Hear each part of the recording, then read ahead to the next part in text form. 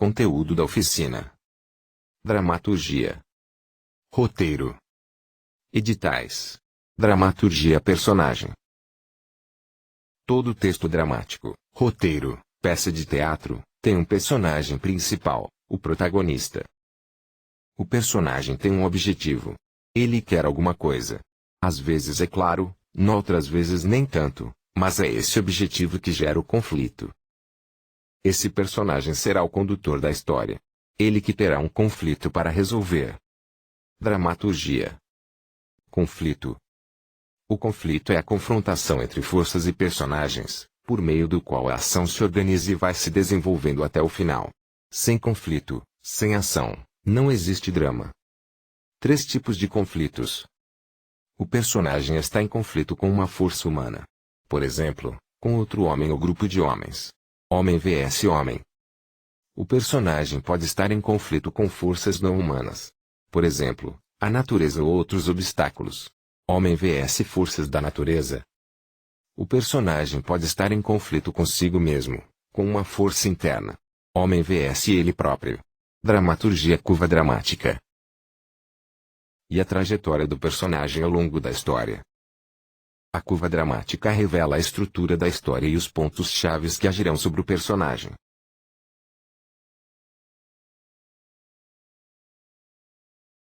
Pontos na curva dramática. Evento detonador é algo que acontece antes do início do roteiro e é responsável pelo conflito do personagem.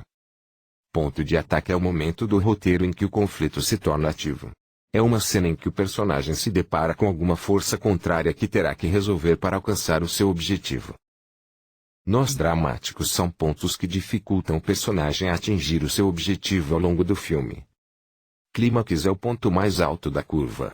É a maior dificuldade que o personagem encontra e que obrigará ele a uma solução. Com o clímax o filme chegará a uma resolução, a um desfecho. Dramaturgia dicas da Carol para começar um roteiro.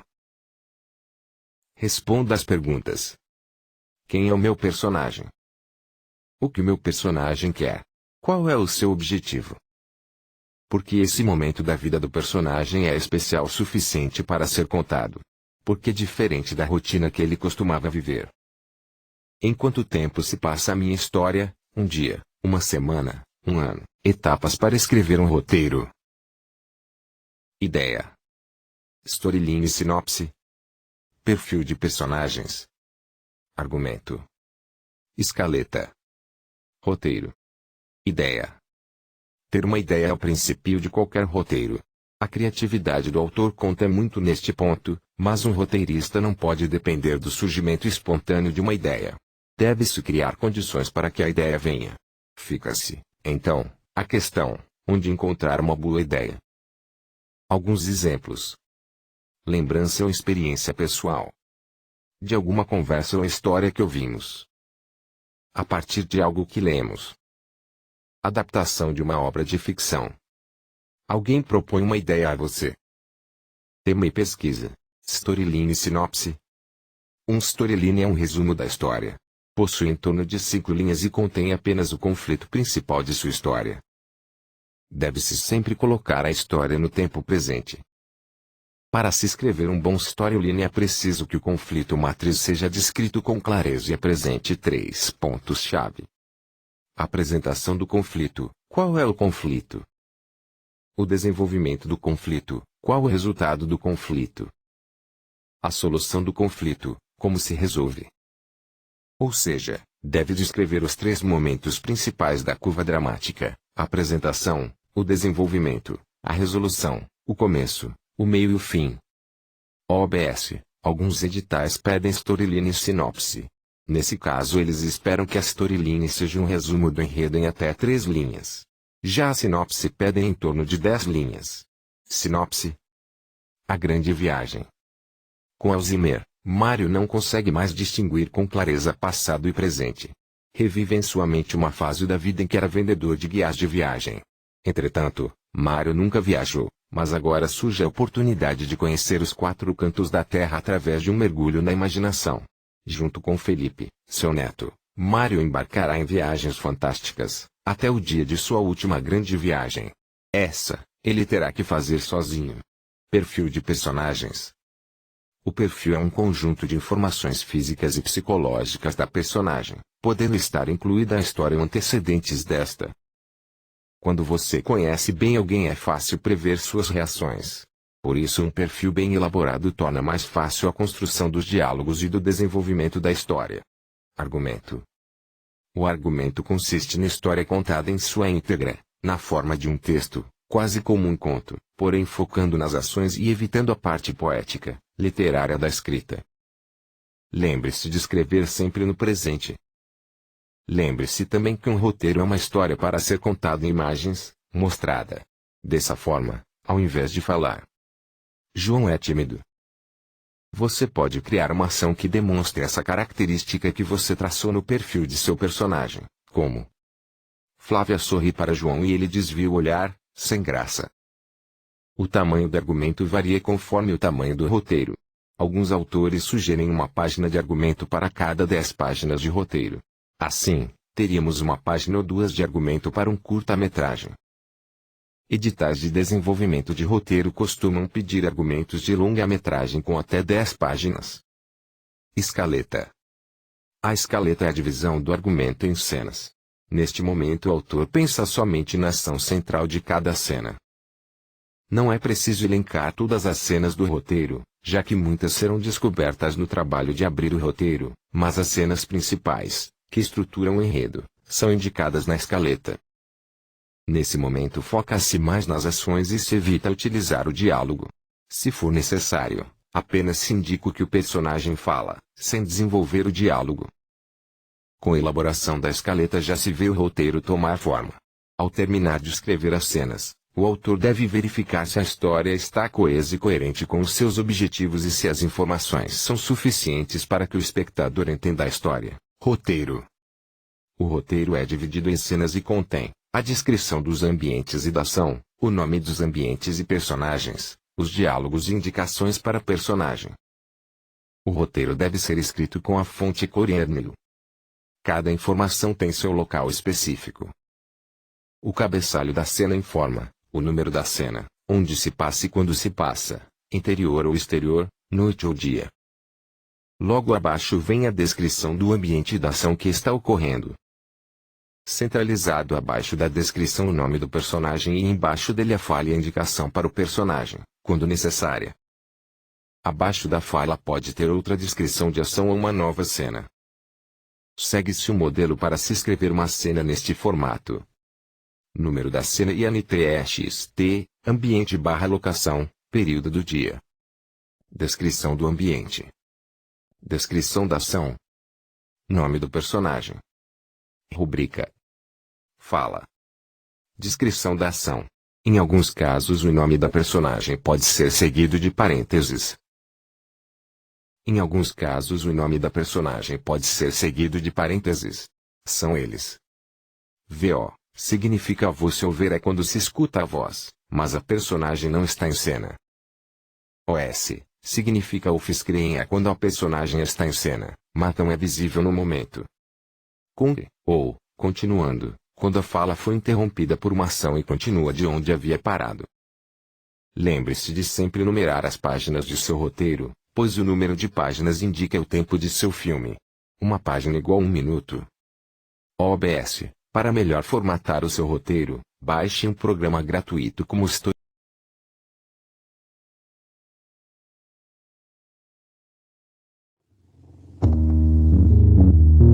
Que legal! O tema agora é a história do teatro. O teatro é um termo de origem grega, que significa o conjunto de peças dramáticas para apresentação em público, e o lugar onde são apresentadas essas peças é também uma forma de arte, na qual um ou vários atores apresentam uma determinada história que desperta na plateia sentimentos variados.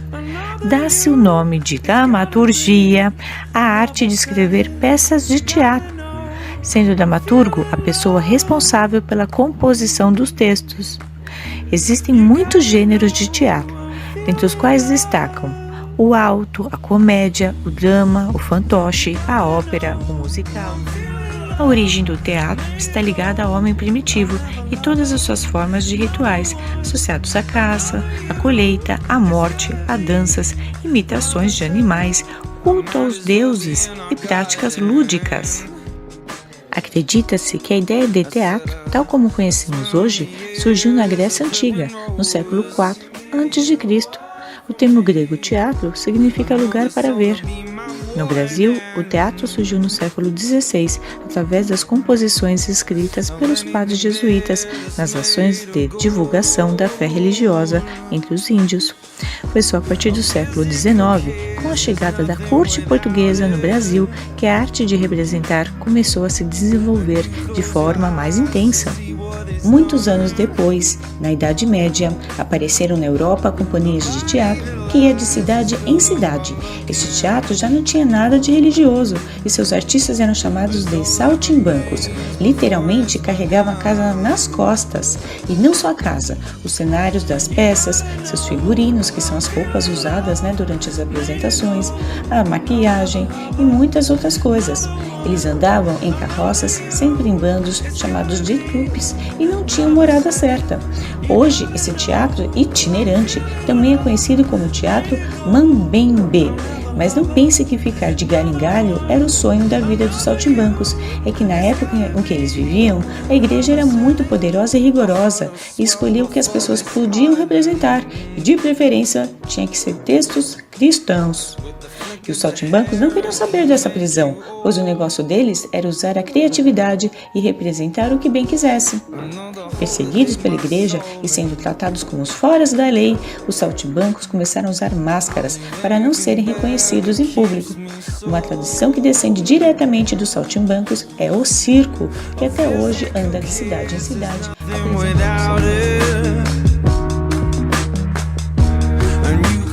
Muito tempo mais tarde, na Itália, surgiu a Commedia dell'arte. Com o Renascimento, 3 séculos depois, o teatro deixou de ser tão perseguido pela igreja. As artes floresciam, pintura, arquitetura, música. O homem passou a ser objeto de interesse dessas artes. Foi a época de artistas muito importantes, como Leonardo da Vinci, que pintou a Mona Lisa, e Michelangelo. Por essa época surgiram os teatros parecidos com os de hoje, casas com palco e plateia, e também a ópera, que é uma mistura de música com teatro. Os atores da Commedia dell'arte eram muito versáteis, faziam de tudo, cantavam, dançavam, representavam, faziam malabarismos, tudo para agradar o seu público. Eles também formavam trupes que iam de cidade em cidade e nunca decoravam nada, sempre improvisavam as peças.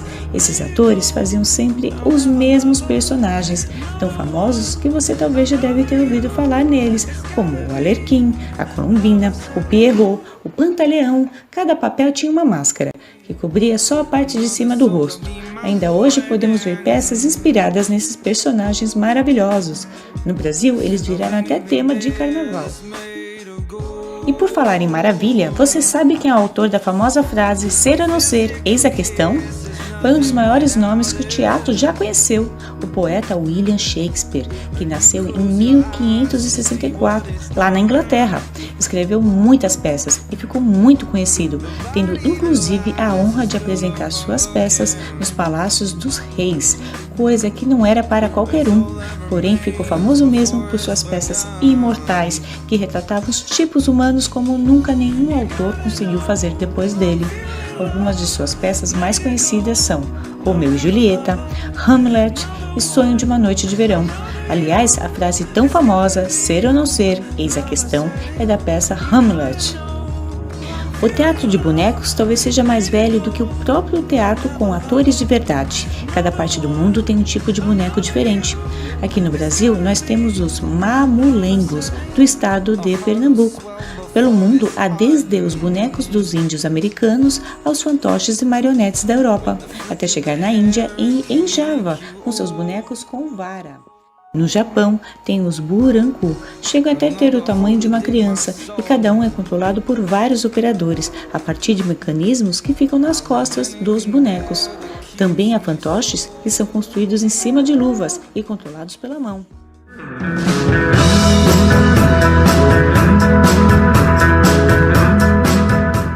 Essa aula sobre o teatro fica por aqui. Até o próximo tema, pessoal!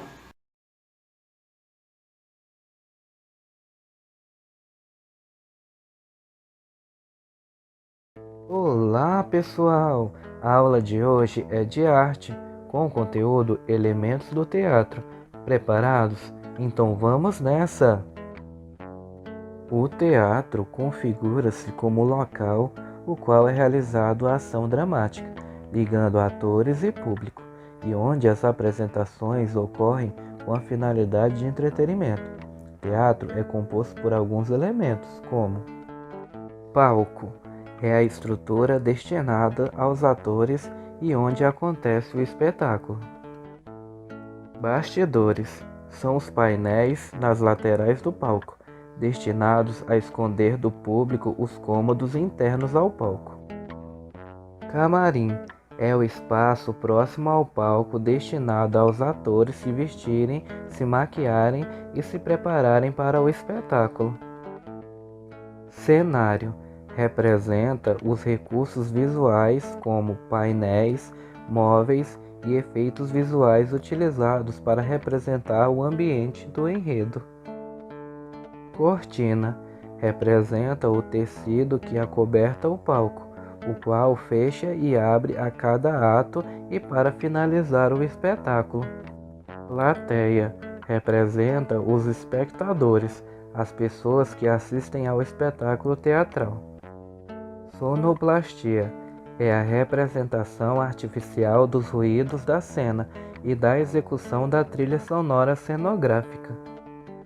Iluminação, representa os refletores e as lâmpadas utilizadas para os efeitos especiais e para a iluminação cenográfica. Figurino, representa os trajes utilizados pelos atores para a caracterização dos personagens. Origem do teatro. Apostila Iniciação Teatral. O teatro nasceu do instinto de imitação. É uma arte tão antiga como a humanidade e teve seu maior impulso a partir da exaltação aos deuses. No princípio eram festividades que aos poucos foram sendo aperfeiçoadas chegando a seu atual estágio. Piores defeitos de uma apresentação: corrigir-se em cena, rir com o público, uso indevido de material, ou falha destes, vozes e barulhos atrás das cortinas, apagar as luzes antes de tudo estar pronto, Movimentos em palco. Graus movimentos despropositados distraem a atenção da plateia. Graus movimentos fundamentais são aqueles que a peça exige. Entradas e saídas, tiros, escrever uma carta, devem acontecer no instante preciso. Movimentos de braços. Graus os braços devem ser esquecidos se só usar quando necessário. Graus poucos gestos, mais significativos. Graus evitar movimentos supérfluos. Graus evitar permanecer com os cotovelos colados ao corpo. Plateia. O ator. Para que haja teatro são necessárias duas pessoas, um ator e um espectador. O ator é um homem que quer se exibir. O ator não pode estar em dois locais ao mesmo tempo. O pintor pode estar em vários locais com sua obra. O ator de teatro sente a falta do contato direto com seu público. O ator fica sozinho no palco, depende de seus próprios recursos. Seu corpo é um meio de comunicação. O talento não é o suficiente para que o ator apareça em cena e interprete um papel. O ator necessita de uma técnica e um treinamento, não pode depender da inspiração, tem hora marcada para estar no palco. Linguagens do teatro. Em teatro tudo é linguagem, as palavras, os gestos, tudo serve para exprimir, para significar, para comunicar ao público a mensagem do autor, o diretor, a fala. Não esquecer a entonação e ondulação da voz, não usar a voz ao seu extremo. Uma boa voz é proveniente de uma boa respiração, a fala dá vida à palavra, o autor, evite o mesmo tom. Ser monocórdio cansa a plateia. O gesto é toda atitude corporal. O gesto só é dramático na medida que vem do interior do personagem. O movimento. Movimentos despropositados distraem a atenção do público. Movimentos fundamentais são aqueles que devem acontecer, tais como um tiro, entradas e saídas, escrever uma carta. Devem acontecer no momento exato. Movimentos secundários são aqueles que preparam os movimentos fundamentais. Todo movimento deve ter um objetivo. Pegar uma caneta e escrever uma carta. Mímica facial. A linguagem fisionômica, as expressões assumidas pelo rosto, dependem muito do tamanho do teatro. Muito longe do público se perdem. A iluminação é importante que ilumine o rosto do ator. A caracterização. Procurar valorizar o rosto do ator. Uma maquiagem clara aumenta o rosto, aproxima o público. tons escuros produzem o efeito de aprofundamento, a maquiagem do palco deve ser mais forte que a normal. Exagero, saiba qual a luz utilizada. Iluminação. A principal finalidade é iluminar o ator, deverá vir de cima para evitar sombras nos cenários, deverá criar o ambiente da peça, apagar lentamente a luz da plateia e dar um tempo para começar o espetáculo. A música e os sons servem para realçar uma situação ou um estado psicológico, definir ambientes e criar atmosferas. Pode sublinhar as relações entre os personagens. Cenários. Orienta o público local onde o ator está. O colorido do cenário define o clima da peça. Procurar eliminar os excessos de mudanças de cenários. Devem ser fácil mudança, transporte e armazenagem. Não esquecer a marcação do local dos cenários, pois toda a luz será afinada em função do cenário. Interpretação. A interpretação é uma arte na qual o ator usa a si mesmo, seu corpo, sua voz, como instrumento de expressão. O ator toma de um texto um personagem e os comentários do autor sobre esse personagem. A imaginação do autor somada à sua técnica e ao seu trabalho de criação. Não se interpreta um personagem sem um trabalho minucioso de criação. Um trabalho precipitado sobre o texto lança o ator num espaço sem referências. Consequentemente, sua interpretação será em cima de gestos e falas sem emoções. Para interpretar um personagem não basta apenas decorar o texto. O personagem necessita de uma história para sobreviver no palco. Ele é constituído de um presente, um passado e de um futuro. Relaciona-se com outros, tem sentimentos, recordações, saudades, medos e alegrias. É criado pelo autor no texto e recriado pelo ator no palco. Não existem fórmulas prontas para a interpretação e criação do personagem, para saber como se tornar um grande ator ou representar este ou aquele papel. Muitos são os passos necessários para se chegar em cena com um verdadeiro estado criador. Personagem. O processo de criação e suas diferentes formas. Cada um tem a sua forma. Um é frio e detalhista, outro usa o subconsciente e intuição. O texto defeituoso e preciso ser mais trabalhado. Segurança no texto. Conhecer os personagens e seus relacionamentos. O ator não sofre com o personagem. Caso do choro. Stanislavski. As ações só têm valor se estimuladas interiormente, agir como se fosse a situação, circunstâncias propostas, desenvolver a capacidade de observação, a fantasia, a imaginação. O ator deve saber o que está fazendo, não improvisar ou depender da inspiração. Se entregar ao papel e ir além e dominar o resultado seria bom. Estágios do personagem. Na primeira leitura ficar com as primeiras impressões, como se fosse o público. O ator não deve aprender seu papel nos ensaios, por falta de memorização não mudar o texto. Cada um tem seu método de memorização. Fotográfica auditiva primeiras palavras. Toda apresentação deve ter algo de novo. Não cair na rotina. Como definir um caráter teatral? Corpo. Qual aspecto físico? Qual a cor dos cabelos? Seu número de sapato. Seu andar. Seu estado de saúde. Social. A que classe pertence? Sua vida familiar. Seus recursos econômicos. Credo religioso. Estudos. Interesses. Trabalho, psicológico. Seu temperamento. Como se comunica? Extrovertido. Seus amigos. Reações calmas, violentas. Tem ambições. Não importa fazer uma análise clínica, mas sim fornecer subsídios para o personagem sobreviver no palco. Reagir e não ficar apenas numa faceta do personagem. Caracterização e desenvolvimento de personagem, só o essencial, característico, representativo, não sobrecarregar o personagem, economia no gesto e no tom, saber dosar o personagem, valorizar os pequenos papéis podem ser muito complexo, toda entrada e saída devem ser lógicas, com uma finalidade. Onde a autora falha cabe ao ator saber preencher estas falhas. Não existe um personagem totalmente bom ou totalmente mau, o personagem nunca é igual do começo ao fim, ele se modifica conforme a ação. Método Stanislavski, Konstantin Stanislavski, de 1863 a 1938, durante seu trabalho no Teatro de Arte de Moscou desenvolveu um método de interpretação. Escreveu 3 livros, A Construção do Personagem, Preparação do Ator e Minha Vida na Arte. Em linguagens simples e acessíveis são leituras obrigatórias por todos que se interessam pela arte do teatro. Eis um pouco de seu método. Todo personagem parte de uma situação proposta pelo autor. Procure descobrir a partir do texto todos os elementos que constituem o meu personagem. Em seguida, faça as perguntas: quem? Quando? Onde? Como? Respondendo a estas perguntas, daremos ao personagem material para que ele esteja no palco com um conteúdo interno e externo. Visualização: no palco tudo é simbologia. Veja o ambiente como se fosse real. Veja os detalhes. Sinta o ambiente. Fé cênica: acredite naquilo que está fazendo. Um pedaço de madeira é uma criança. Uma situação irreal deve ser como se fosse real. Pois só assim também o público vai acreditar. Quando tiver alguma dúvida sobre o sentimento, o comportamento, a atitude do personagem, pergunte a você mesmo: se eu fosse ele, como iria reagir? O que faria? Em momento algum o ator deve se desligar da cena, mesmo que ele não fale ou participe da cena. Para que isto se torne mais fácil, ele deve ficar conversando consigo mesmo. Monólogo interior também pode ser chamado de subtexto. É o ator descobrir as entrelinhas do texto. A ação exterior deve acontecer naturalmente. Se seguirmos todos os itens anteriores a isto, chamamos de interpretação de um personagem. Ao subir no palco, não chore por chorar. Chore porque teu personagem sofre, ou sofreu, ou sofrerá.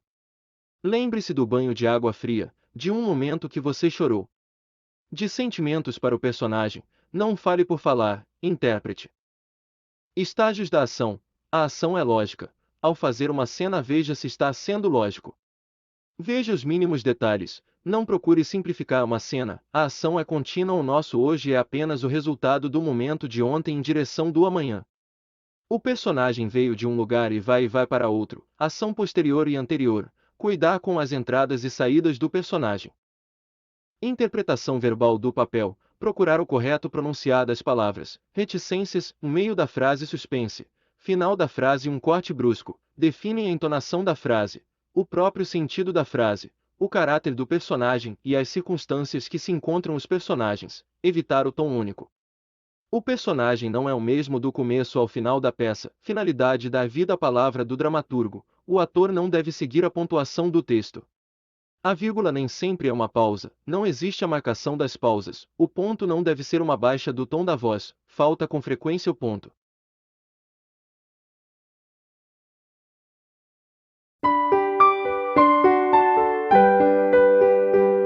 O prazer da voz saudável. Exercícios de aquecimento e desaquecimento vocal. Olá! Antes de iniciar os exercícios, relaxe o seu corpo, solte as articulações e coloque sua coluna alinhada para que não ocorra nenhuma tensão. Sorria! Vamos começar!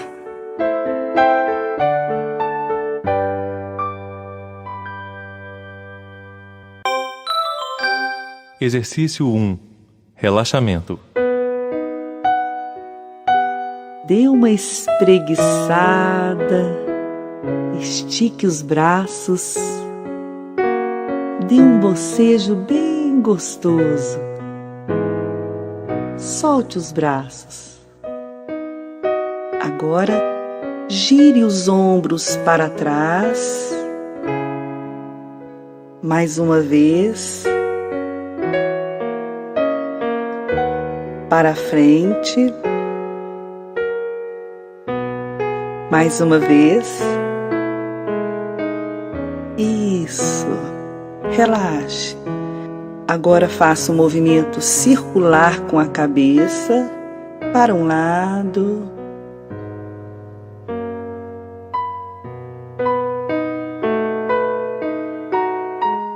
Para o outro.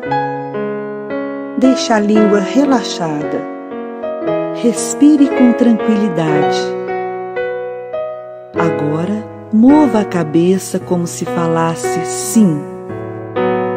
Para cima, para baixo. Para cima, para baixo.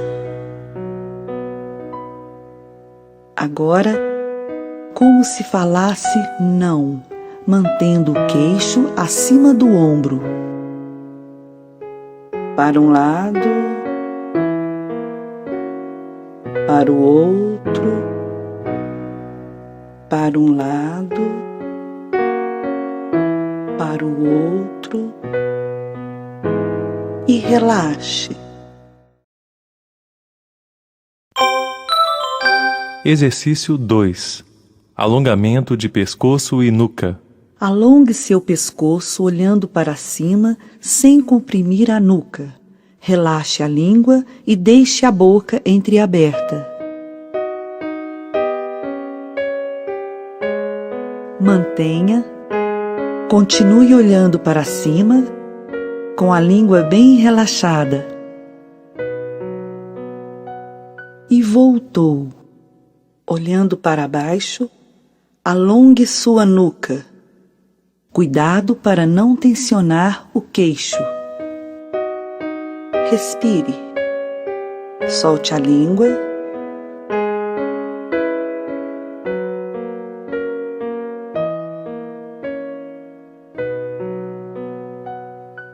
E voltou.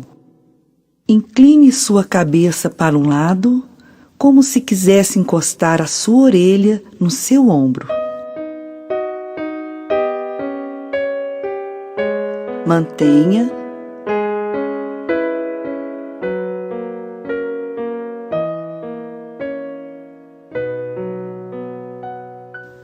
Volte para o centro lentamente. Incline a sua cabeça para o outro lado.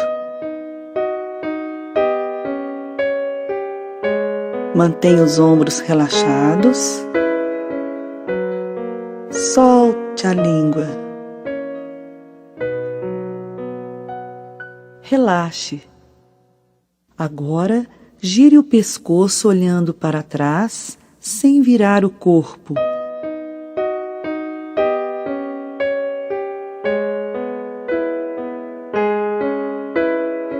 Solte a língua.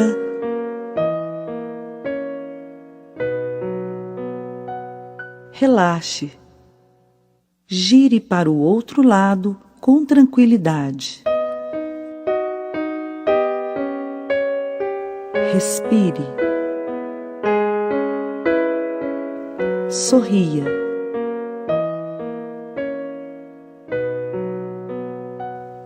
Com calma, volte a cabeça para o centro. Exercício 3. Alongamento de língua e músculos da face. Ponha a língua para fora sem esticar os músculos do pescoço. Volte a língua para dentro da boca. Para fora. Para dentro. Para fora.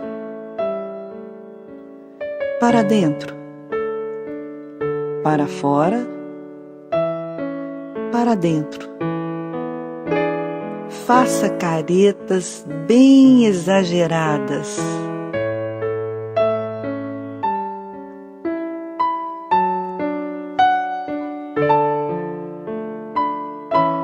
Dê um bocejo enorme.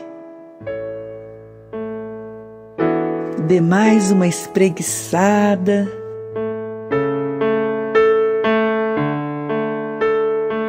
Abra bem a boca.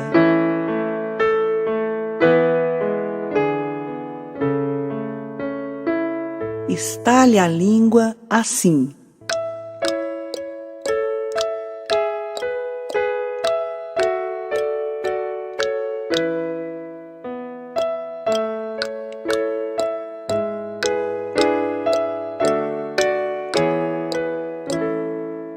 Agora, dê 2 beijinhos e um sorriso, e um sorriso, e um sorriso, e um sorriso, e um sorriso. Com os lábios fechados e os dentes entreabertos, faça movimentos circulares com a ponta da língua.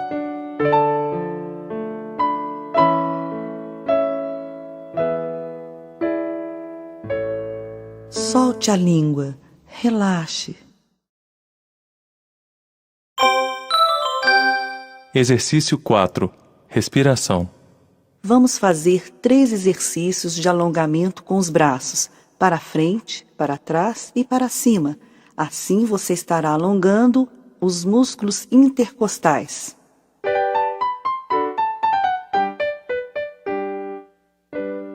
Estique os braços para frente, entrelace os dedos, vire as palmas das mãos para fora. Mantenha esta posição. Estique. Você está alongando os músculos das costas. Solte a língua. Relaxe o pescoço. Solte os braços. Respire com calma.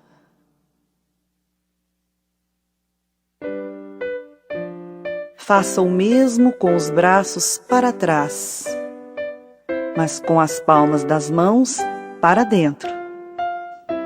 Sinta o alongamento dos músculos do peito. Estique. Fique nesta posição. Respire. Solte a língua. Solte os braços.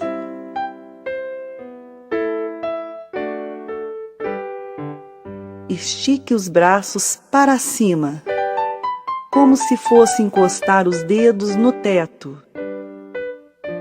Cuidado para não levantar os ombros. Estique bem. Solte a língua. Solte os braços. Vamos trabalhar o diafragma e os outros músculos abdominais. Primeiro, verifique se você está com a sua coluna alinhada, se os seus pés estão paralelos e os joelhos levemente flexionados.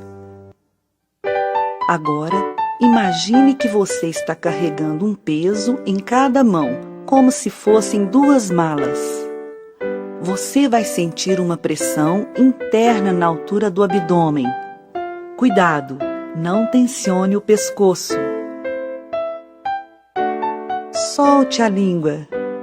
Mantenha a pressão no abdômen e agora encolha o umbigo levemente para dentro. Você vai perceber que esta pressão vai se direcionar para baixo. Relaxe. Então vamos fazer alguns exercícios para tonificar estes músculos. Primeiro, inspire silenciosamente, sem elevar os ombros, e sinta a pressão no abdômen. Mantenha esta pressão e solte o ar em forma de S, assim. Relaxe. Relaxe. Relaxe. Relaxe. Solte o ar em forma de S curto, pressionando o abdômen para baixo. Não tensione o pescoço. Relaxe. Relaxe. Relaxe. Relaxe. Solte o ar em forma de S, pressionando o abdômen para baixo. Com X, encolhendo o umbigo levemente. E com F, encolhendo o umbigo mais ainda. Relaxe. Relaxe. Relaxe. Relaxe.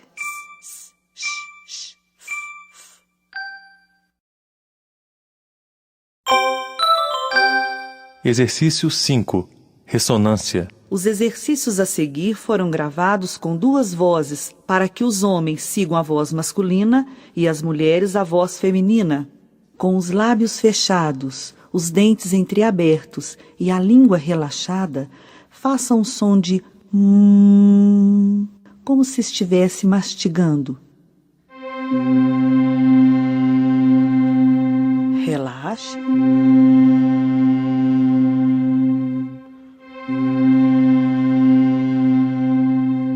Agora subindo uma pequena escala.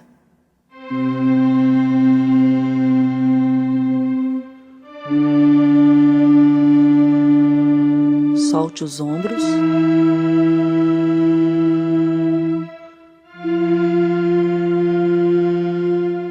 Vamos descer.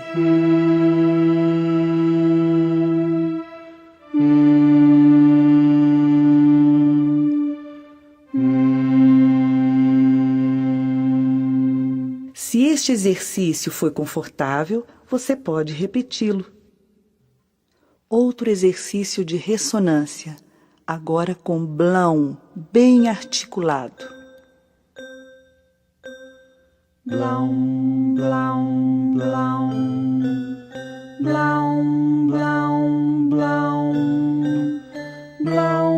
blão, blão, blão, blão, blão, blão, descendo.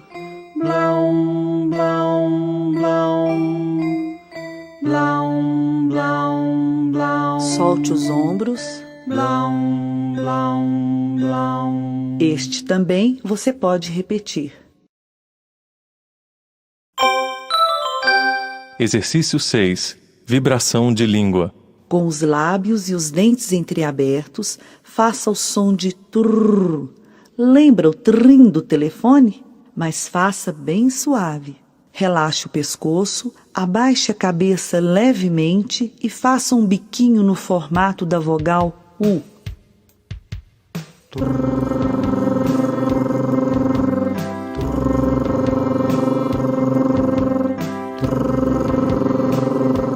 Subindo uma pequena escada.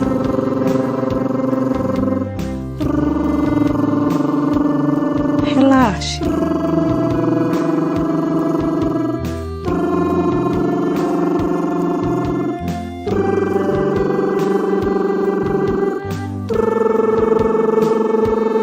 Descendo.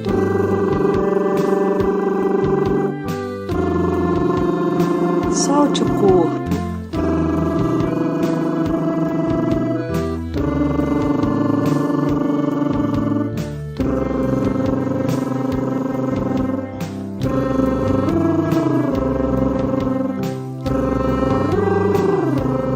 Relaxe. Se estiver confortável, você pode repetir este exercício.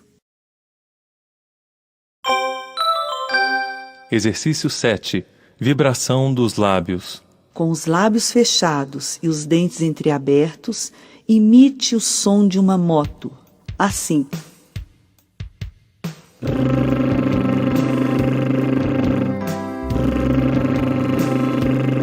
Inspire, subindo uma pequena escala.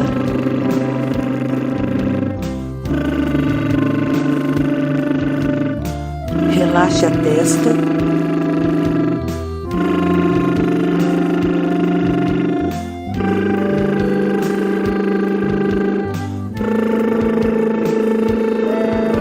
Descendo. Solte os ombros.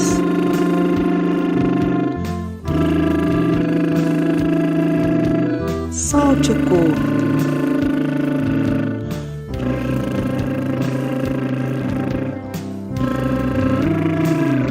Relaxe.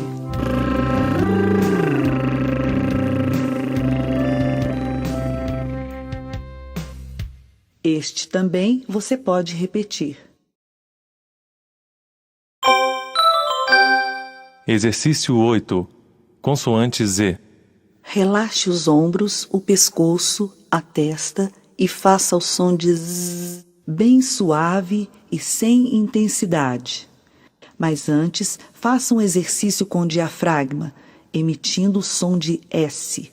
S, S, S, S, S, S, S, S, S, S, S, S, S, S, S, S, S. Sinta a pressão do abdômen. Respire com calma.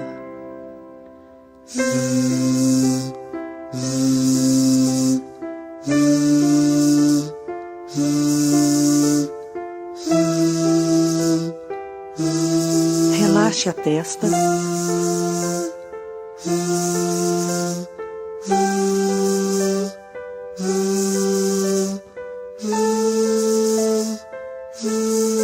Descendo.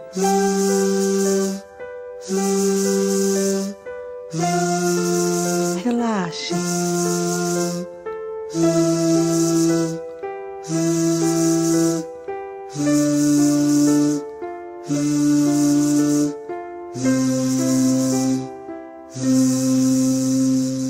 Este também você pode repetir. Exercício 9. Articulação com as vogais. Atenção! Todos estes exercícios com vogais podem ser feitos com uma rolha entre os dentes, sem apertá-la, para facilitar a abertura da boca, melhorar a articulação e a projeção da voz. Solte os ombros, sorria para relaxar a testa e estique a língua. Agora vamos trabalhar com a vogal U, mantendo a ponta da língua repousada nos dentes incisivos inferiores. Inspire sem fazer barulho.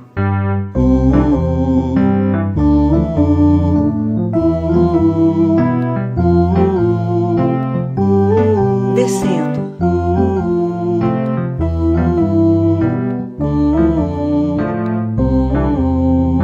Você pode repetir. Agora com a vogal I, mas antes faça.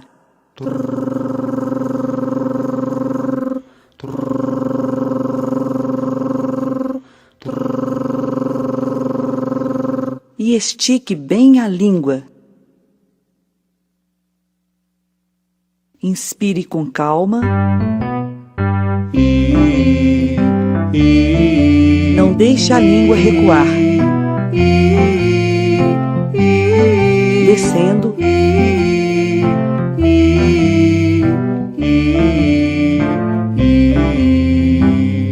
Este também você pode repetir. Vogais abertas, O, E, A, com a boca bem relaxada. Sinta a pressão do abdômen.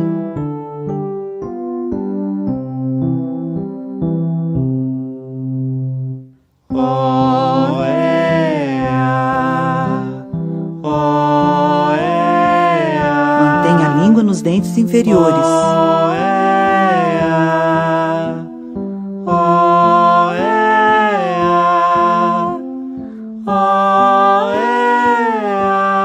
Descendo.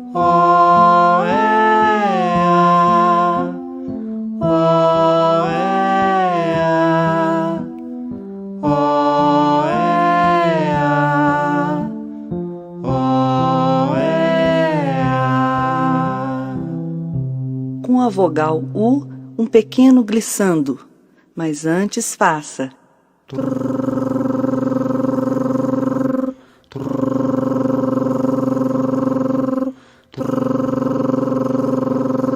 E estique bem a língua. Inspire sem levantar os ombros. Aproveite e treine o dueto.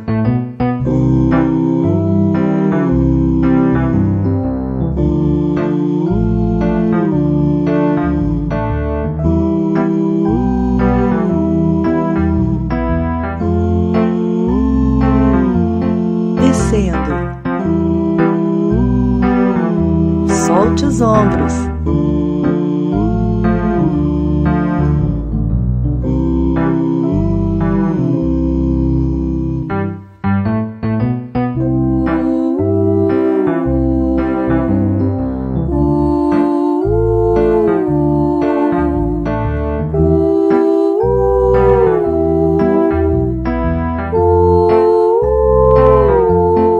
Descendo.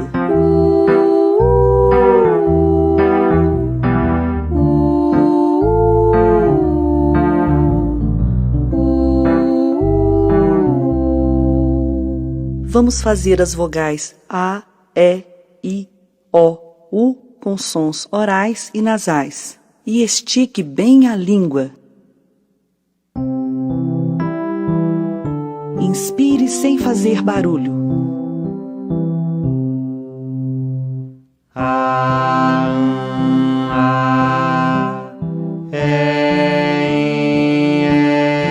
deixe a língua recuar.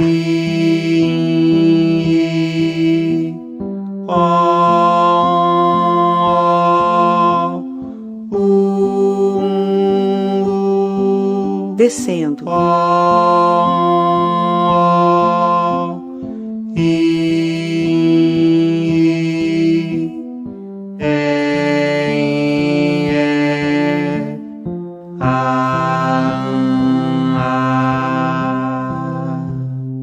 Mantenha o corpo relaxado.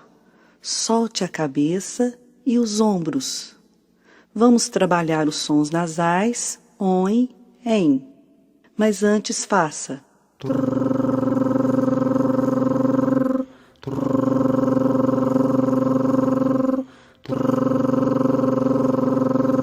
E estique bem a língua. Inspire sem levantar os ombros.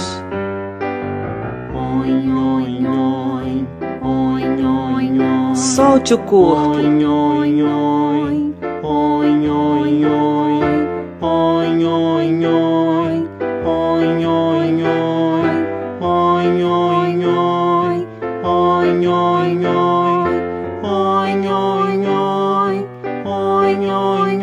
Descendo.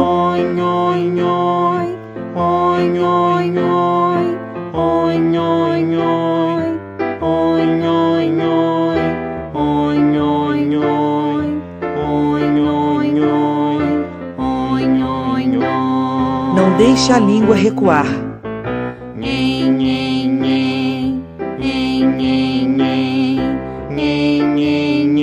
Sorria.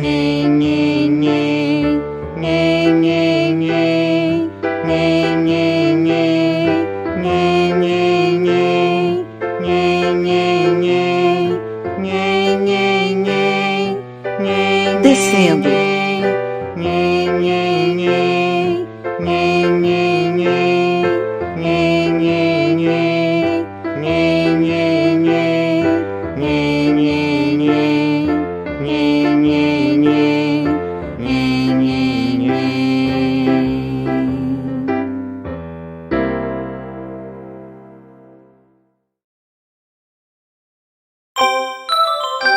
Exercício 10. Fortalecendo a musculatura do diafragma. Exercício 11. Articulação com os trava-línguas. Caso você tenha dificuldade com os trava-línguas, fale bem devagar as palavras antes de cantá-las, sem esforço, sem intensidade, ou procure orientação com um profissional da voz. Antes de começar os exercícios, estique bem a língua. Relaxe. Estale a língua assim.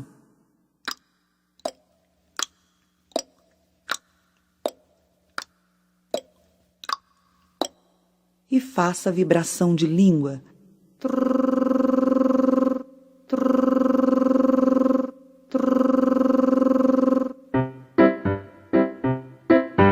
Traga depressa 3 pratos de trigo para um tigre triste. Traga depressa 3 pratos de trigo para um tigre triste. Sorria. Traga depressa 3 pratos de trigo para um tigre triste. Traga depressa 3 pratos de trigo para um tigre triste. Descendo. Traga depressa 3 pratos de trigo para um tigre triste. Traga depressa 3 pratos de trigo para um tigre triste. Solte. Traga depressa 3 pratos de trigo para um tigre triste. Estique bem a língua, faça caretas e estale a língua assim.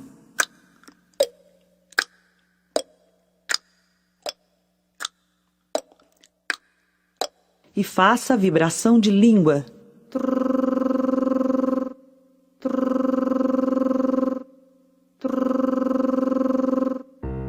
Solte o corpo, sorria. Eu tagarelarei, tu tagarelarás, ele tagarelará, nós tagarelaremos, vós tagarelareis, eles tagarelarão. Articule bem. Eu tagarelarei, tu tagarelarás, ele tagarelará, nós tagarelaremos, vós tagarelareis, eles tagarelarão. Relaxe. Eu tagarelarei, tu tagarelarás, ele tagarelará, nós tagarelaremos, vós tagarelareis, eles tagarelarão. Eu tagarelarei, tu tagarelarás, ele tagarelará, nós tagarelaremos, vós tagarelareis, eles tagarelarão. Descendo. Eu tagarelarei, tu tagarelarás, ele tagarelará, nós tagarelaremos, vós tagarelareis, eles tagarelarão. Solte. Eu tagarelarei, tu tagarelarás, ele tagarelará, nós tagarelaremos, vós tagarelareis, eles tagarelarão. Eu tagarelarei, tu tagarelarás, ele tagarelará, nós tagarelaremos, vós tagarelareis, eles tagarelarão.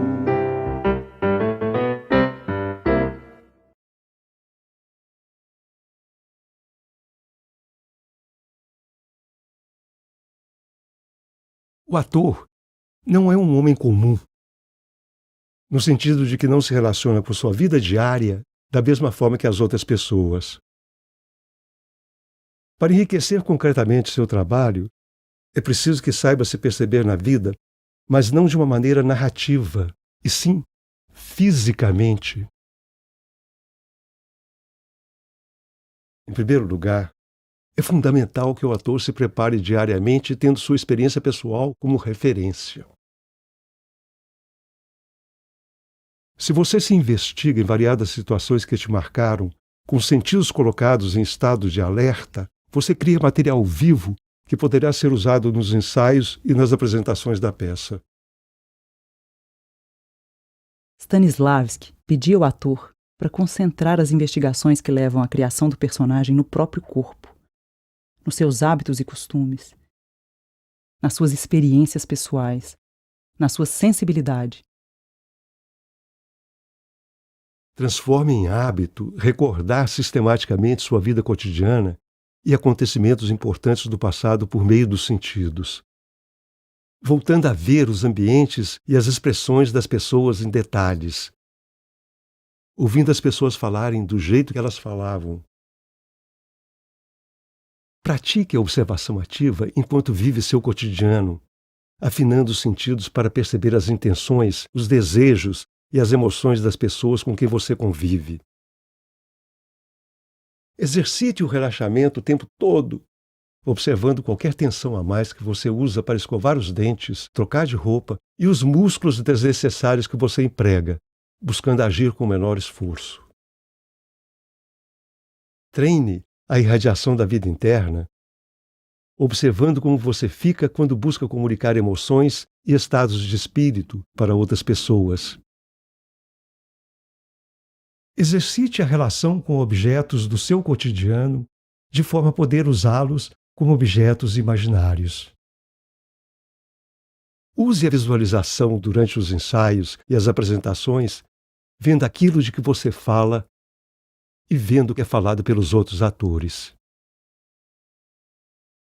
Após essa prática contínua e insistente, basta uma sugestão do diretor ou ação física sugerida pelo autor para a vivência interna ocorrer com vitalidade e dinamizar a expressão pessoal do ator. Simples!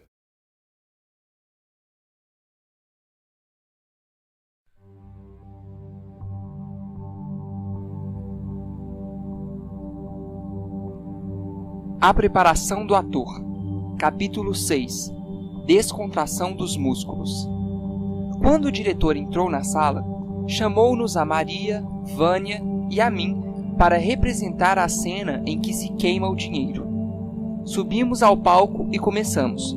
A princípio, as coisas iam bem, mas quando chegamos no momento trágico, senti que alguma coisa vacilava dentro de mim e, para proporcionar-me algum apoio exterior, premi com toda a força um objeto qualquer que estava sob a minha mão. De repente, algo estalou. Ao mesmo tempo, senti uma dor aguda. Um líquido morno molhou minha mão. Não sei ao certo quando desmaiei. Recordo-me de uma confusão de sons. Depois disso, uma crescente fraqueza, tontura e depois a inconsciência. Meu infeliz acidente esfolara uma artéria, perdendo tanto sangue que fiquei de cama alguns dias. Levou o diretor a fazer uma alteração nos planos, dando início, antes da data programada, a uma parte do nosso treinamento físico. Paulo deu-me uma súmula das suas observações. Tortsov dissera: vai ser preciso interromper o desenvolvimento estritamente sistemático de nosso programa e explicar-lhes, um pouco antes da ordem habitual, um passo importante a que chamamos libertar nossos músculos. O momento em que eu lhes deveria falar sobre isso é quando chegássemos à parte exterior do nosso treinamento. Mas a situação de Kostya força-nos a discutir agora esse tema. Assim, no início do nosso trabalho, vocês não podem conceber o mal que resulta dos espasmos musculares e da contração física.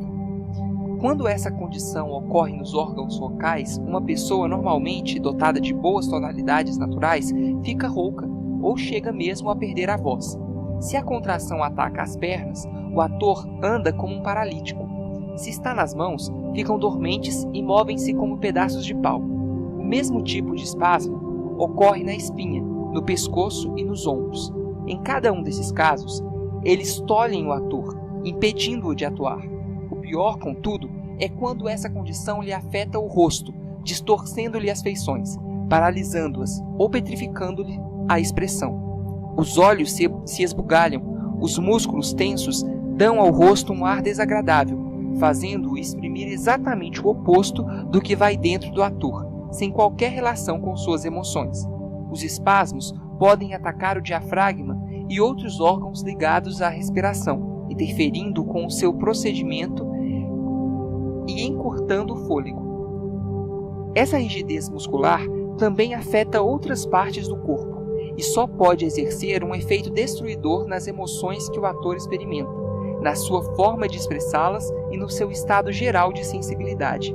Para convencê-los de como a tensão física paralisa nossas ações e está ligada à nossa vida interior, façamos uma experiência. Ali está um piano de cauda. Procurem levantá-lo. Cada um, por sua vez, os alunos fizeram esforços tremendos e só conseguiram erguer uma quina do pesado instrumento. Enquanto mantém o piano erguido, multiplique depressa 37 vezes 9. Disse o diretor a um dos alunos. Não pode? Então, use a sua memória visual para recordar todos os armazéns que há na rua, desde a esquina até o teatro. Também não consegue? Então cante para mim a cavativa do Fausto. Está sem sorte? Bem, procure lembrar-se do sabor de um picadinho de rins, ou da sensação que dá ao toque o veludo de seda, ou do cheiro de queimado. Para executar essas ordens, o estudante deixou cair o canto do piano, que segurava com grande esforço. Descansou um instante, recapitulou as perguntas que lhe foram feitas, deixou-as penetrar na consciência e então começou a reagir a elas, evocando cada uma das sensações perdidas. Depois disso, renovou seu esforço muscular e com dificuldade levantou uma quina do piano. Está vendo, portanto, disse Tortsov, que para responder às minhas perguntas, você deve de largar o peso, relaxar os músculos e só depois pôde dedicar-se ao exercício dos seus 5 sentidos. Isto, então, não prova que a rigidez muscular interfere com a experiência emocional interior? Enquanto se tem essa sensação física, é impossível sequer pensar em delicadas nuances de sentimento ou da vida espiritual do papel. Por conseguinte, antes de tentar criar qualquer coisa, você tem de pôr os músculos em condições adequadas para que não lhes estorvem as ações. Aqui temos o convincente caso do acidente de Kostya. Vamos esperar que o seu infortúnio sirva de lição eficaz, tanto a ele quanto a vocês todos, sobre o que não devem fazer em cena. Mas será possível a gente livrar-se dessa tensão? Perguntou algum. O diretor recordou o ator descrito em Minha Vida na Arte, que sofria de uma tendência extraordinariamente forte para os espasmos musculares. com o auxílio de hábitos adquiridos e de constantes verificações, conseguiu chegar ao ponto em que os músculos, assim que ele pisava em cena, começavam a amolecer. O mesmo se dava nos momentos críticos da criação do papel. Seus músculos, espontaneamente, tentavam despojar-se de toda tensão. Não é somente um forte espasmo muscular generalizado que impede o bom funcionamento. Até mesmo a mais ínfima pressão, num determinado ponto, é capaz de entravar a faculdade criadora. Permitam-me citar-lhe um exemplo. Certa atriz, de esplêndido temperamento, só conseguia usá-lo em raros e casuais intervalos. Habitualmente, suas emoções eram substituídas pelo puro esforço. Trabalhou-se com ela visando a afrouxar-lhe os músculos, mas o resultado foi apenas parcial. Por puro acaso, nos trechos dramáticos do papel, sua sobrancelha direita contraía-se, quase nada. Eu então sugeri que, quando chegasse a essas transições difíceis do papel, procurasse livrar-se de toda a tensão no rosto, libertando-o completamente. Quando conseguiu fazer isso, todos os outros músculos do seu corpo relaxaram-se espontaneamente. Ela se transformou. O corpo ficou leve, o rosto móvel, exprimindo vivamente as emoções interiores. Seus sentimentos ganharam livre acesso à superfície. Vejam só, a pressão de um músculo, num só ponto, conseguira desequilibrar-lhe o organismo todo, espiritual e fisicamente. 2. Nicolau, que me veio hoje, afirma que Tortsov disse ser impossível libertar o corpo inteiramente de toda tensão desnecessária. Além de ser impossível, é também supérfluo. Entretanto, Paulo, das mesmas observações de Tortsov, concluiu que relaxar os músculos é uma obrigação imprescindível para nós, tanto em cena como na vida real. Como conciliar essas contradições? Como Paulo veio depois de Nicolau, reproduzo sua explicação. Como ser humano, o ator está inevitavelmente sujeito à tensão muscular. Sempre que se mostrar em público, ela entrará em ação. Pode livrar-se da pressão nas costas e ela irá para o ombro. Expulse-a daí e aparecerá no diafragma. Constantemente, num lugar ou em outro, há de haver pressão. Nas pessoas nervosas da nossa geração, essa tensão muscular é inevitável. Destruí-la totalmente é impossível, mas temos de lutar com ela sem parar. O nosso método consiste em desenvolver uma espécie de controle, como se fosse um observador. Esse observador, em todas as circunstâncias, terá de impedir que haja, em qualquer ponto, a menor quantidade extra de concentração. Esse processo de auto-observação e remoção da tensão desnecessária deve ser desenvolvido ao ponto de se transformar num hábito subconsciente, automático. E isto só não basta. Há que ser um hábito normal e uma necessidade natural, não só nos trechos mais tranquilos do papel, mas principalmente nas horas de mais alto voo nervoso e físico. "O que é que você está dizendo?" exclamei. "Que a gente não deve ficar tenso nas horas de excitação?" "Você não só não deve ficar tenso," explicou Paulo, "como deve aumentar ainda mais o seu esforço para relaxar." Prosseguindo, repetiu as palavras do diretor, dizendo que os atores geralmente se forçam nos trechos emocionantes. Portanto, nos trechos de grande tensão, é particularmente necessário conseguir uma libertação muscular total. Com efeito, nos pontos culminantes do papel, a tendência para o relaxamento deveria tornar-se mais normal do que a tendência à contração. "Será que isso é mesmo execuível?" perguntei. "O diretor garante que é," disse Paulo. "É verdade que acrescenta que, embora seja impossível livrar-nos de toda a atenção no momento emocionante, podemos, entretanto, aprender a relaxar constantemente. Deixe vir a tensão," disse ele, "se não puder evitá-la, mas, imediatamente, deixe que o seu controle venha removê-la. Até esse controle se transformar em hábito automático, será preciso dedicar-lhe muita atenção, e isso prejudicará nosso trabalho criador. Mais tarde, esse relaxamento dos músculos deverá tornar-se coisa normal. Esse hábito deve ser desenvolvido diariamente, constantemente, sistematicamente, tanto em nossos exercícios na escola como em casa. deve prosseguir quando nos deitamos ou nos levantamos, comemos, andamos, trabalhamos, descansamos, nos instantes de alegria e de sofrimento. O controlador dos nossos músculos deve tornar-se parte da nossa conformação física, uma segunda natureza. Só então deixará de interferir quando estivermos ocupados com o trabalho criador. Se relaxarmos os nossos músculos apenas em certas horas especialmente reservadas para isso, não alcançaremos resultados, pois esses exercícios não formam costume.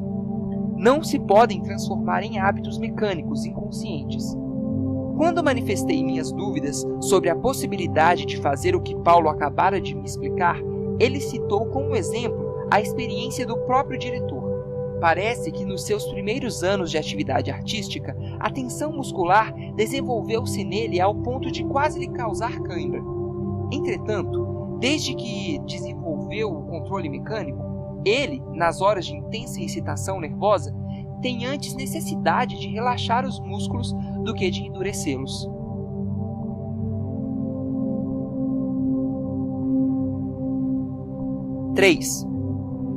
Hoje, recebi também uma visita de Rachmanov, o assistente de direção, um homem muito agradável.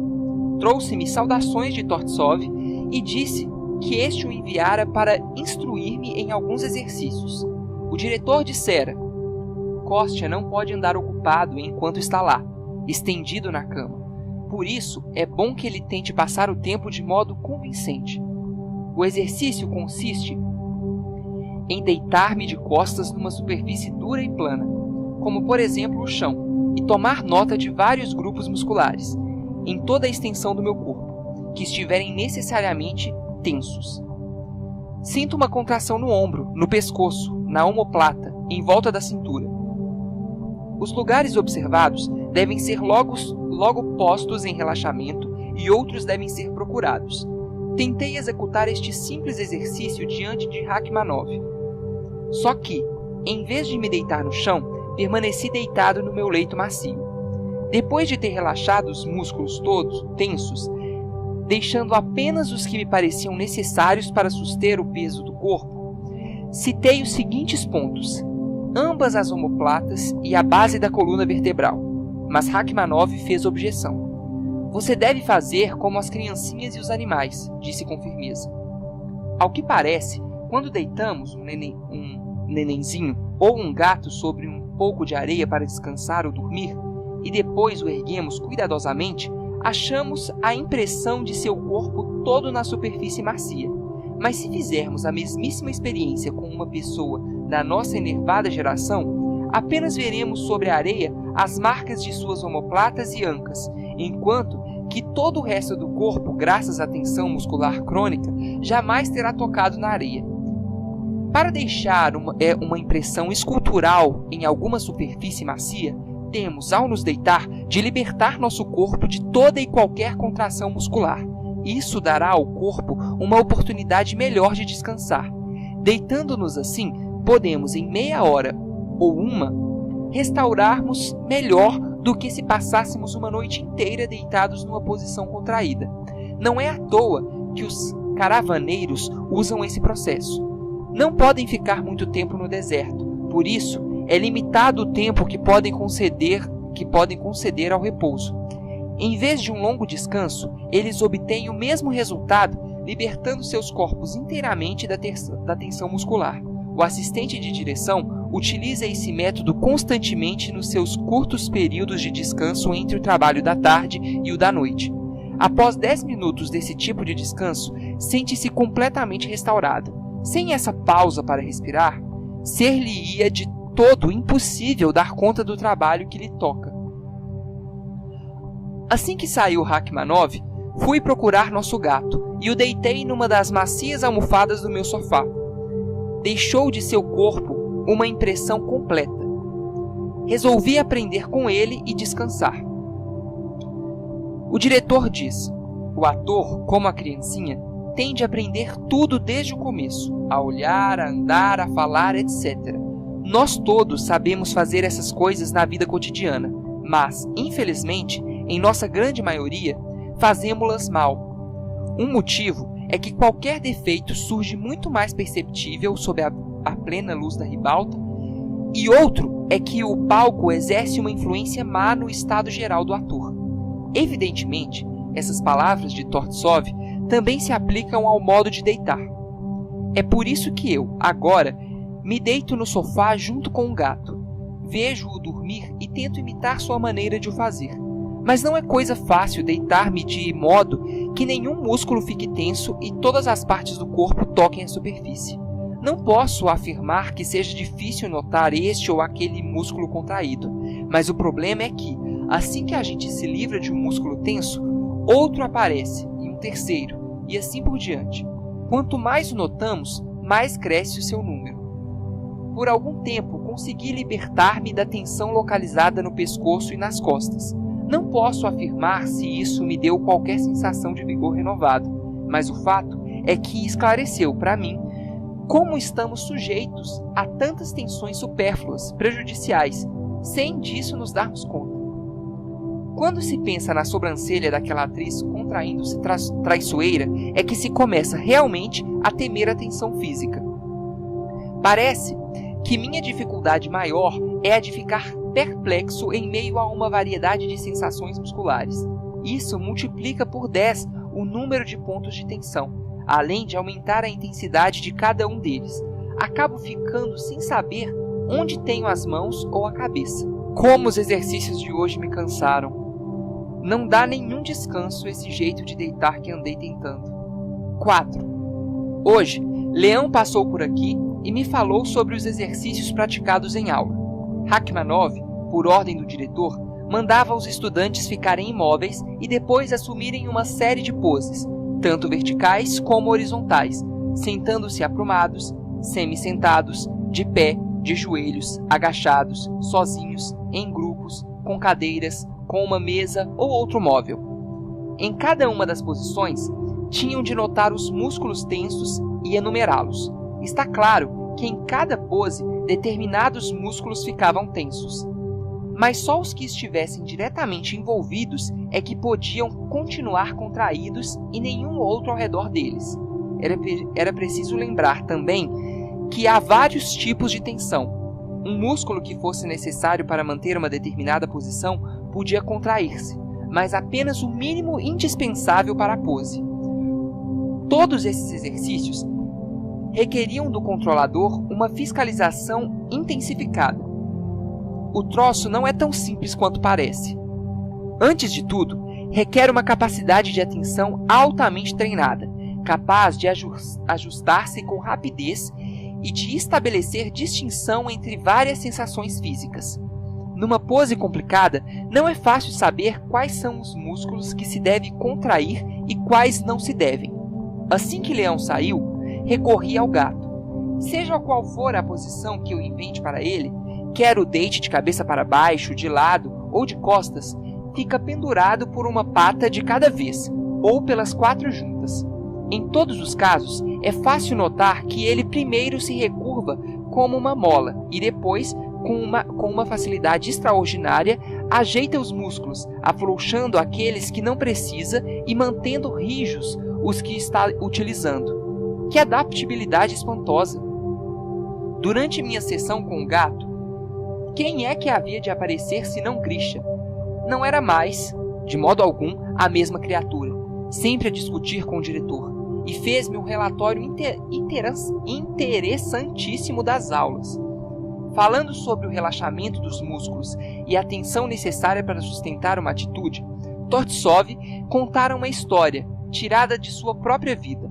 Em Roma, numa casa particular, tivera a oportunidade de assistir a uma demonstração de provas de equilíbrio por uma senhora norte-americana interessada na restauração de esculturas antigas. Recolhendo pedaços quebrados e reunindo-os, ela tentava reconstituir a pose original da estátua. Nessa tarefa, teve de fazer um estudo minucioso do peso do corpo humano e descobrir, experimentando com o seu próprio corpo, onde se localiza o centro de gravidade em cada pose determinada. Adquiriu extraordinário tino para descobrir rapidamente em si mesma os centros que estabelecem o equilíbrio. Na ocasião referida, levou empurrões, foi atirada para todos os lados, forçada a tropeçar, posta em posições aparentemente sustentáveis, mas em cada um dos casos mostrou-se capaz de manter o equilíbrio. Mais ainda, com 2 dedos, aquela senhora conseguiu derrubar um cavalheiro assaz imponente. Também isso ela aprendera estudando os centros de gravidade. Sabia encontrar os pontos que ameaçavam o equilíbrio do seu oponente e derrubá-lo, sem o menor esforço, apenas empurrando-o nesses pontos. Tortsov não ficou sabendo o segredo de sua arte, mas, contemplando-a, compreendeu a importância dos centros de gravidade. Viu até que ponto de agilidade, flexibilidade e adaptabilidade pode treinar-se o corpo humano e que nessa tarefa os músculos fazem o que for necessário por um senso de equilíbrio. 5. Hoje, Leão veio contar-me o progresso do treinamento da escola. Parece que foram feitos substanciais acréscimos ao programa. Tortsov insistiu para que cada pose, deitada ou de pé, não só ficasse sujeita ao controle de autoobservação, como também se baseasse em alguma ideia imaginativa e fosse acentuada por circunstâncias dadas. Com isso, deixe de ser uma simples pose. Transforma-se em ação. Suponhamos que eu levante a mão acima da cabeça e diga para mim mesmo: se eu estivesse assim, de pé, e acima de mim, num galho elevado, houvesse um pêssego, o que eu deveria fazer para apanhá-lo? Basta acreditar nessa ficção e imediatamente uma pose sem vida vira um ato real, vivo, com o objetivo definido, colher o pêssego. Basta sentirmos a veracidade desse ato, e nossa intenção e subconsciente virão socorrer-nos. A tensão supérflua logo desaparecerá, os músculos necessários entrarão em jogo, e tudo isso se passará sem a mínima interferência de qualquer técnica consciente. Nunca deve haver em cena uma pose sem base. Na verdadeira arte criadora, e em qualquer arte séria, não há lugar para convencionalismos teatrais. Se for necessário usar uma pose convencional, é preciso dar-lhe fundamento, para que possa servir a um propósito interior. Leão prosseguiu contando certos exercícios que foram feitos hoje, e depois demonstrou-os. Era engraçado ver sua gorda figura estendida em meu sofá, na primeira pose que ele escolheu. Metade do corpo caía para fora, o rosto perto do chão e um braço estendido para a frente. Sentia-se que estava pouco à vontade e não sabia que músculos deveria flexionar e quais relaxar. De repente exclamou: "Lá vai uma mosca enorme! Veja só como a esmago!" Nesse instante, esticou em direção a um ponto imaginário para aplastar o inseto e logo todas as partes do seu corpo, todos os seus músculos, assumiram a posição certa e funcionaram como deveriam. Sua atitude tinha um motivo. Era crível. A natureza maneja um organismo vivo melhor do que a nossa decantada técnica. Os exercícios que o diretor usou hoje visavam a tornar os alunos cônscios do fato de que, em cena, em qualquer pose ou posição corporal, há 3 momentos. Primeiro, tensão supérflua, que vem, inevitavelmente, a cada nova pose adotada e com a excitação de executá-la em público. Segundo, o relaxamento automático dessa tensão supérflua, sob a ação do controlador. Terceiro, a justificação da pose, quando por si mesma ela não convence o ator. Depois que Leão se foi, coube ao gato ajudar-me a pôr à prova esses exercícios para descobrir-lhes o sentido. Para torná-lo bem disposto, pus o gato ao meu lado e alisei-lhe o pelo. Mas em vez de ficar ali, pulou para o chão, por cima de mim, e se esgueirou suavemente até um canto, onde parecia pressentir uma presa. Segui-lhe cada maneio com a máxima atenção. Para fazê-lo, tive de curvar-me, dando uma volta com o meu corpo, e isso era difícil, por causa da minha mão enfaixada. Utilizei meu novo controlador de músculos para conferir meus próprios movimentos.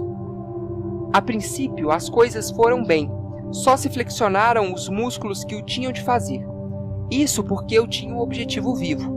Mas no momento em que transferi minha atenção do gato para mim mesmo, tudo se transformou. A minha concentração evaporou-se, Senti a pressão dos músculos em todos os pontos possíveis, e os que eu tinha de usar para manter minha atitude ficaram tensos, ao ponto de quase provocarem espasmos.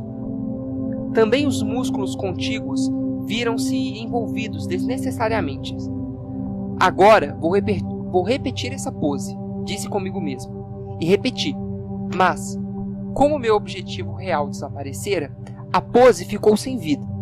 Conferindo o trabalho dos músculos, verifiquei que, quanto mais cônscio eu ficava em minha atitude para com eles, maior era a tensão extra acrescentada, e mais difícil tornava-se desemaranhar a sua utilização supérflua na necessária.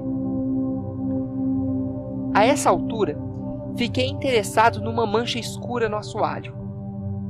Estendi a mão para apalpá-la a fim de ver o que era.